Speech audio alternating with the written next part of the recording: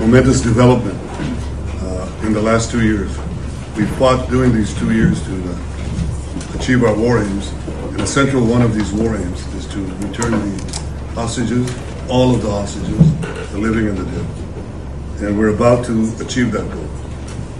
We couldn't have achieved it without the extraordinary help of President Trump and his team, Steve Witkoff and Jared Kushner. They worked tirelessly with Ron and his team, our team. That and the courage of our soldiers who entered Gaza and the combined military and diplomatic pressure that isolated Hamas, I think, has brought us to this point. I want to personally thank both of you, Steve, Jared. It's been long hours.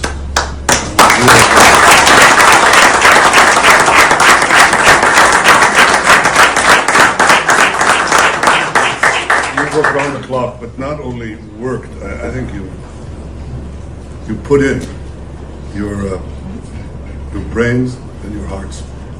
And we know that it's for the benefit of Israel and the United States, for the benefit of decent people everywhere, and for the benefit of these families who will finally get to be with their loved ones.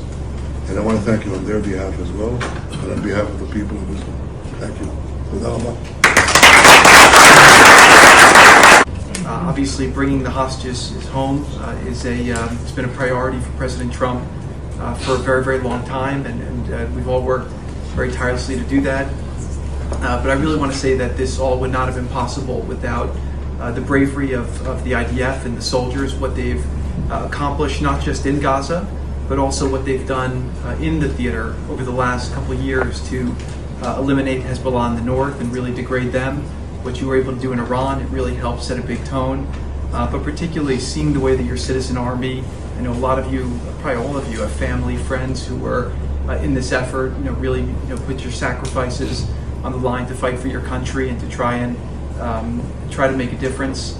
I think that made a very, very big difference in there. And I want to just give a very, very special thanks to Prime Minister Netanyahu, who really did an incredible job with this and did a great job with the negotiations. You held your lines firm, and I think that between you and President Trump, you had a lot of alignment on what the end state should be.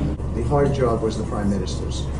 He had the job of protecting this country. He had the job of making tough choices with regard to how tough to be with Hamas, when to be flexible, when not to be flexible. I think to myself all the time, I lost sleep over it. What would I have done in some of those circumstances? There were times that I thought we should be more flexible, or your country should be more flexible. But the truth is, as I look back, I don't think we get to this place without Prime Minister Netanyahu playing it out.